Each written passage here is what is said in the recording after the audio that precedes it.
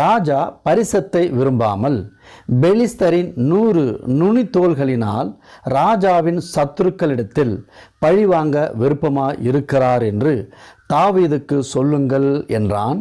தாவீதை பெலிஸ்தரின் கைகளினால் மரணத்தை வரப்பண்ணுவதே சவுலின் தந்திரமும் குறிக்கோளாகவும் இருந்தது. சவுலின் ஊழியக்காரர்கள் தாவீதுக்கு இந்த வார்த்தைகளை சொன்னபோது ராஜாவுக்கு மருமகனாகிறது தாவீதுக்கு பிரியமாய் இருந்தது. திருமண நாளை குறித்து அந்த நாட்கள் வருகிறதற்கு முன்பதாக தாவீது எழுந்து தன்னுடைய மனுஷர்களை கூட்டிக் கொண்டு போய் பெலிஸ்தர்களிடத்திலே போகிறான்.